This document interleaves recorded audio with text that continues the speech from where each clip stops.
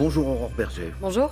On va bien sûr parler avec vous de la réforme des retraites, mais il se passe beaucoup d'autres choses à l'Assemblée nationale, on va le voir, et notamment hier, on le voyait dans le journal de 7h30, vous, à la tête de votre groupe Renaissance, vous avez quitté l'hémicycle. Pourquoi ? Parce qu'il y avait une proposition de loi socialiste qui a d'ailleurs abouti à la nationalisation complète d'EDF, au démantèlement, au non-démantèlement de l'entreprise, on parlait d'EDF à l'instant, mais aussi à la création d'un bouclier tarifaire pour les artisans et les boulangers notamment. Vous étiez contre. Pourquoi êtes-vous parti ? Vous étiez minoritaire ?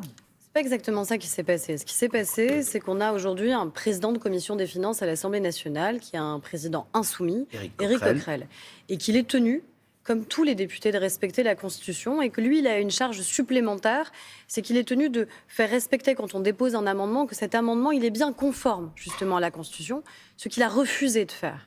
Il a accepté qu'un amendement, parce qu'il vient de la NUPES, puisse être déposé, créant une charge de 18 milliards d'euros supplémentaires, ce qui est totalement anticonstitutionnel.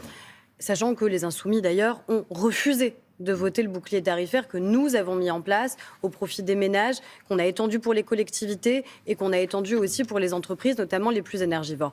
Considère qu'à un moment, en fait, tout ne peut pas exister au sein de l'Assemblée nationale. On ne peut pas tourner en ridicule en permanence l'Assemblée nationale comme ça a été le cas.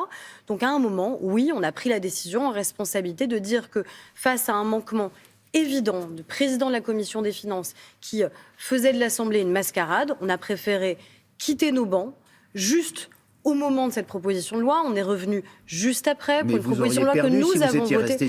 Mais la question, c'est pas de perdre ou de gagner. Moi, j'accepte qu'à un moment, quand toute l'Assemblée est contre nous, quand toutes les oppositions se coalisent, nous savons mathématiquement qu'en effet, nous pouvons être minoritaires. Donc la question, elle n'est pas d'être minoritaire ou majoritaire. C'est le respect. Un petit peu quand même sur le fond. Non, c'est pas pour ça qu'on est parti. Il est sur question le respect, quand même de encore une fois, du Parlement, le respect de notre Constitution, le respect de nos institutions. C'est arrivé en plus dans une journée où les Insoumis ont cru bon, au-delà de la vindicte habituelle, des insultes habituelles, de tourner en ridicule, en intimidation, le ministre lui-même, avec un député. Alors, si vous permettez, Anne Berger, on va voir peut-être à l'antenne ce dont vous parlez. C'est un tweet d'un député insoumis, Thomas Porte. Alors, j'espère qu'on va voir l'image, où on le voit jouer au football avec un... Voilà, on voit le tweet en question, avec un ballon à l'effigie du ministre du Travail, Olivier Dussopt. Il dit que ça fait partie du débat, c'était lors d'une manifestation, ça fait partie du débat possible. Pour vous, non. Écraser symboliquement la tête d'un ministre, avoir le pied sur la tête d'un ministre ceint de son écharpe tricolore de député, je suis désolée, je ne vois pas en quoi ça fait partie du débat démocratique. D'ailleurs, ça a particulièrement gêné, y compris un certain nombre de députés de gauche qui sont mal à l'aise avec ce genre d'image. Ce n'est pas un photomontage, ce n'est pas nous qui l'avons publié, c'est lui qui a cru bon se faire photographier, ceindre son écharpe tricolore, écraser symboliquement la tête d'un ministre. Si, il a le pied dessus, excusez-moi. Les mots sont importants. Très bien, dans ces cas-là, il a juste cogné dans la tête du ministre, si vous préférez, que juste de l'écraser avec son pied. Mais je suis désolée, à un moment... Tout ne peut pas exister en démocratie. Et il sait très bien ce que ça va générer. Voir, en fait, si, parce que c'est le débat. C'est que vous faites diversion par rapport au fait, encore une fois, que sur certains sujets, vous n'êtes pas en majorité, vous l'avez dit vous-même. Mais mathématiquement, encore une fois, j'ai aucun problème à dire que quand il y a une coalition de l'ensemble des oppositions, aussi incohérente soit-elle, sur un certain nombre de sujets, alors mathématiquement, nous sommes battus. Mais je n'accepterai jamais l'intimidation, les menaces, les insultes que les députés de mon groupe reçoivent, le vacarme, le chahut, et qu'on s'en prenne à la Constitution. Je pense qu'à un moment, il y a des règles qui doivent exister dans notre Assemblée nationale, et ces règles, elles sont enfreintes systématiquement par la France insoumise, qui est une autoroute pour le Rassemblement national, parce que par contraste, le Rassemblement national paraît extrêmement raisonnable, et ça me paraît insupportable. Vous avez parlé de vacarme et de chahut. Il y en a eu un autre moment cette semaine, lorsqu'Adrien Quatennens, le député qui n'est plus au groupe insoumis, a posé une question, on le voit, il y a eu des applaudissements, certes, de certains de ses anciens collègues, puisqu'il n'est plus, il siège chez les non-inscrits, mais vous et d'autres députés sont partis, il y a eu beaucoup de vacarme, beaucoup de chahut, et Jean-Luc Mélenchon a dit, s'est insurgé hier chez nos confrères de BFM.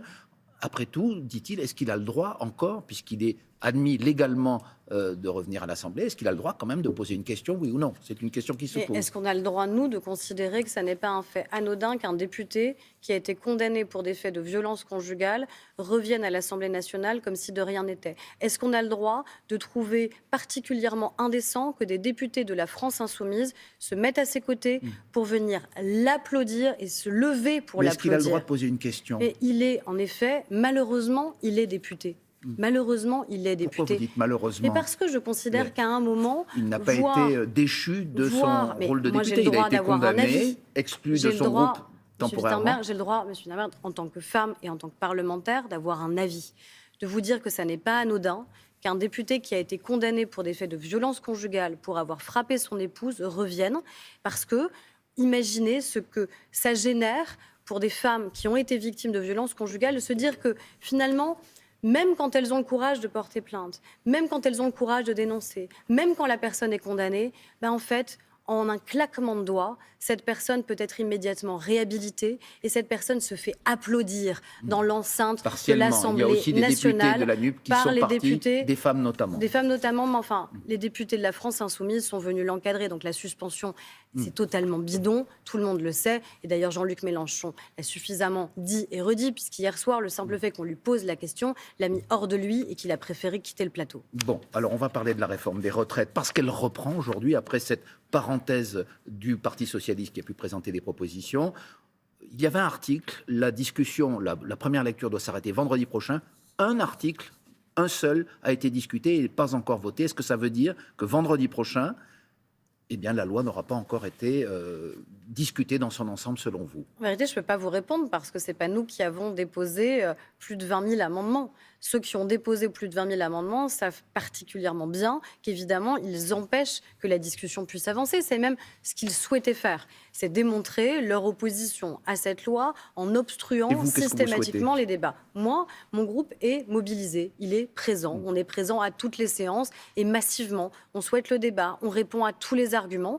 Et on souhaite surtout que des débats qui sont essentiels pour les Français, sur la pénibilité, sur les carrières longues, sur la question des femmes, puissent être abordés. Or, si on fait du surplace, parce que nous n'avons que des amendements sur le tout premier article de la loi, on parle notamment des régimes spéciaux. Mais là, on voit des alliances assez invraisemblables on rappelle pour les téléspectateurs que l'article... pour défendre les régimes spéciaux. Les Français, là, il n'y a pas de doute et d'ambiguïté sur le fait qu'ils souhaitent la suppression définitive des régimes spéciaux. L'article clé, néanmoins, de cette réforme, c'est l'article 7 qui, lui, passe l'âge de 62 à 64 ans.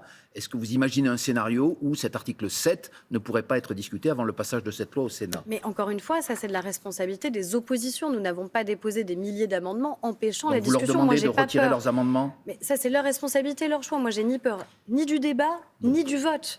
Donc moi, j'ai aucun problème, évidemment, à ce qu'on puisse entrer dans ce qui est le cœur de ce que représente la réforme. Comment on fait pour travailler plus, pour que tous ceux qui le peuvent puissent travailler plus, pour qu'on sauve notre régime de protection sociale et notre solidarité intergénérationnelle. C'est ça qu'on doit faire. S'ils refusent le débat, s'ils ont peur du débat, s'ils ont peur du vote, ça les regarde, pas nous en vérité. C'est des arguments que vous répétez vous-même, les ministres concernés depuis des semaines, mais il y a un front de l'opinion qui est assez massif, puisque dans les sondages, les 3/4 des Français sont contre cette réforme. Demain, il va y avoir une nouvelle journée de mobilisation, pour la première fois un week-end. Les syndicats attendent un surplus encore de mobilisation. Ça ne vous fait pas vaciller, ça ne vous fait pas réfléchir sur les façons dont vous pourriez éventuellement revenir sur cette réforme? Évidemment que ça doit nous faire réfléchir. Il n'est pas question d'être arrogant et de balayer d'un revers de la main celles et ceux qui manifestent. Parce que à partir du moment où vous demandez des efforts à des millions de Français, parce que travailler plus, c'est en effet un effort pour des millions de Français, évidemment que ça suscite des doutes, ça suscite des inquiétudes.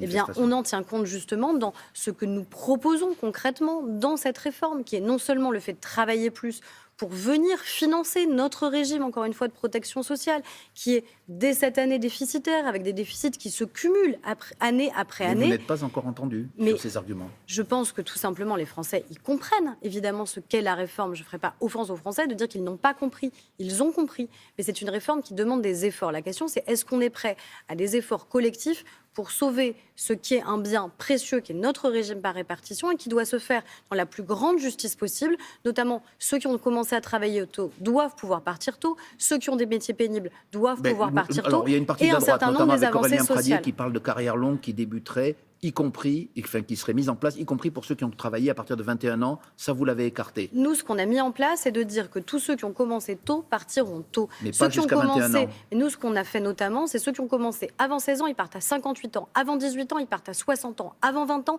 ils partent à 62 ans. Après, non. Avant 21 ans, ils partent à 63 ans. Après, le principe même d'une réforme des retraites, c'est en effet de demander à tous ceux qui le peuvent de travailler un peu plus. Si à la fin de la réforme des retraites, personne ne travaille plus, ça n'est pas une réforme des retraites.